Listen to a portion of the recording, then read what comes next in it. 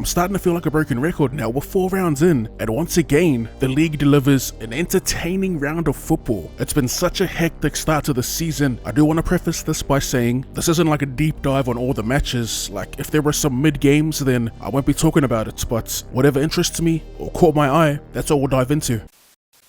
Alright, so for game 1, we had the Parramatta Eels beat the Penrith Panthers in this grand final rematch. This game was my match of the round. It wasn't my most anticipated, but man, what an act to follow for the remainder of the round. The Thursday game really set the tone, and the match was pretty much on the fence for most of the game. I will say though that Parramatta, their forward pack, was slightly more damaging than the Panthers, which was a little surprising to me. Now, I did say expect Parra to lift for this. They always do. They always bring out the best in the Panthers and vice versa, especially during the regular season, but I didn't expect them to outgrind the Panthers, especially coming off that bye. That was pretty surprising, but the biggest surprise was the interchange. Now, I'll be honest, when I was talking about the bench on paper, I did say that Penrith had the much better and more impactful bench, but come game day, Parra's bench actually stood up. A shout out to players like Dory, who was explosive for the time he came on. Brendan Hands on debut, it's always nice to see a player score on debut, and he gave them different looks around the ruck, so much so that they kept them in for an extended period.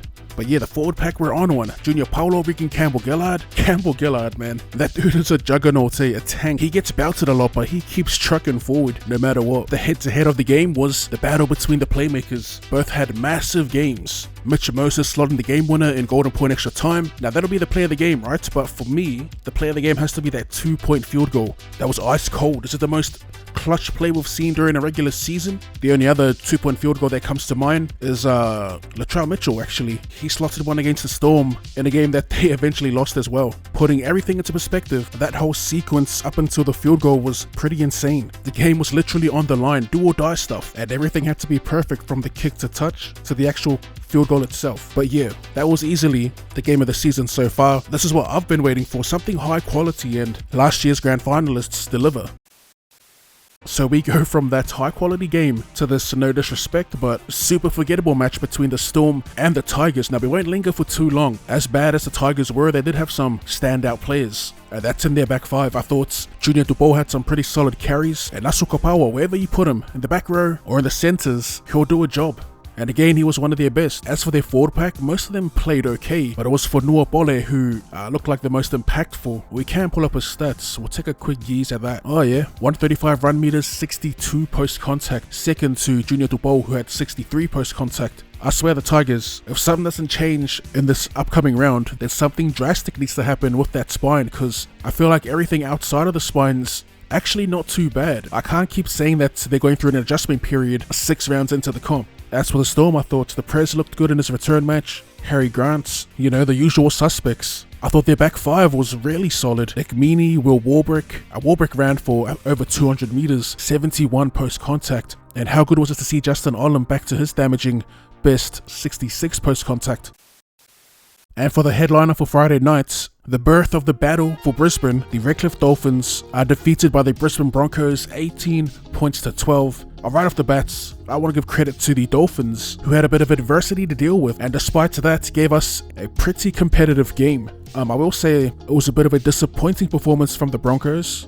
Despite picking up the 2 points, they were making the same errors as last week and just again looked overzealous in attack, which is a shame because performance-wise, the back five, that's the best you'll see out of any back five. The whole lot of them ran for over 100 meters, close to 200 meters for all of them. I'll quickly rattle them off. For Walsh, it was 148, Arthur's 174, Staggs 237, Farnworth 189, Cobbo 176, and the post contacts are in the double digits as well. As for standouts, Staggs for sure, slowly starting to catch his wave. Payne Haas was back to his damaging best, which is actually standard for Payne Haas, 157 runs, 70 post contact. People are starting to say, is he the best prop in the league, when in reality he's been the best prop in the league, or top 3 at the very least, for a majority of his tenure at the Broncos. A couple other standouts in the pack are the rest of the pillars of this Broncos forward pack in general. Paddy Carrigan, 142, 52 post, and Jensen, 141, 58 post. With numbers like that, they should have pumped the Dolphins, which is why I wanted to open this segment by crediting the Dolphins' performance, especially being down on troops. And players like Desi definitely not 100%. It's a classic Wayne Bennett coached style, if you will. We know what they're going to come with. But yeah, quality-wise, was a little rough around the edges.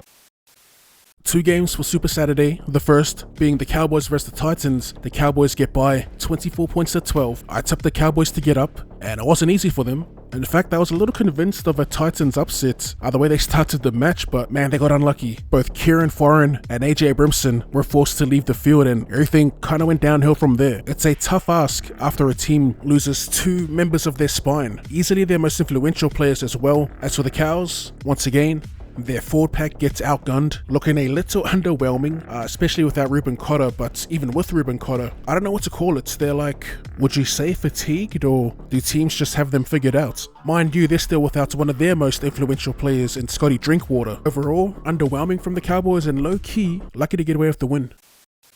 And for the final game of Super Saturday, the South Sydney Rabbitohs beat the Manly Warringah Sea Eagles in an absolute grinder. One of those swing matches where I wasn't confident in picking a winner. I went off the Sea Eagles, but yeah, the Rabbitohs, they pull this one off. Against the grain, might I add. Less time in possession, less run meters, less post-contact meters. That Cody Walker tried to open the scoring for the Bunnies. That's one of the best groundings I've seen. I thought it was out too, but Cody pulled a damn rabbit out of the hat. I did want to say, South Sydney as a club handled this week with absolute class, and it's truly admirable the way they went about celebrating the career of John Sattler and paying tribute performance-wise from both sides of the field. In these types of games, you tip your hat to the forward packs. I thought Cody Walker slowly getting back to his best, easily the best he's played this season, and Lockie Ilias, seeing him progressively get better, has been a pleasure to watch, and shout out to him for slotting his first match-winning field goal. In terms of like player head-to-heads, Latrell and Turbo were both somewhat, I wouldn't say quiet, but couldn't really get a grip on the game. I'd probably say it was even throughout. An unexpected head-to-head that I was enjoying was actually between Brad Parker and Campbell Graham. If you asked me last week, I would have told you that Graham dog walks Parker, but Parker actually held his own and he made Campbell Graham tackle a few ghosts out there too. And for the first of 3 games on Sunday, the Waz host their first official game of the season at Mount Smart, 16 points to 14 the final score. A couple of controversial calls for both teams, but in the end I think evened out.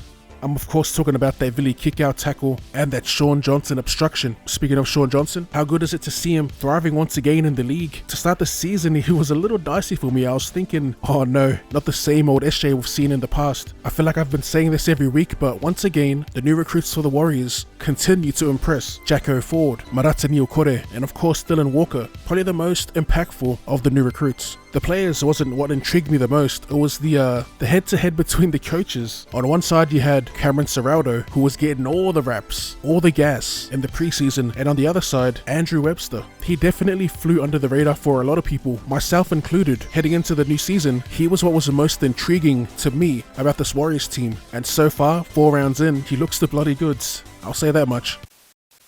The final 2 games will somewhat breeze through because we are over time here a bit, but the Newcastle Knights, they get the win at home, 24 points to 12 over the Raiders. I'll be honest, this game didn't get my undivided attention. I was tuning in and out of it. So all I'll say is congrats to the Knights for getting the win at home. Even though it was a home game, I'm pretty sure they were the underdogs, which is pretty crazy. And for the final game of the round, saw the return of the Dally M Player of the Year for 2022. Nico Hines comes back and dog walks the St. George Illawarra Dragons. Now for the most part, St. George, they made a contest of it, but like last week, when they started to concede points, it's like they just give up. Prior to the game happening, I think I might have given St. George a little too much credit for their efforts last week. I thought it was justified, but yeah, the Sharks are just too strong, especially their back 5, putting in all the work. I also thought that their edges in Nakota and Teague Wilton played well. And again, Nico Hines, man, he was near perfect working off the back of the efforts from their back 5. Near perfect, wasn't perfect at all, but gee, he was good. That's all I've got for round 4. Now, the ladder where it stands, for the moment, my Brizzy Broncos hold the crown, the Sea Eagles at 2nd, the Dolphins at 3rd, the Warriors at 4. The comp's been crazy, mad competitive, and that's what we love to see. That's it from me. Until next time, bring on round 5.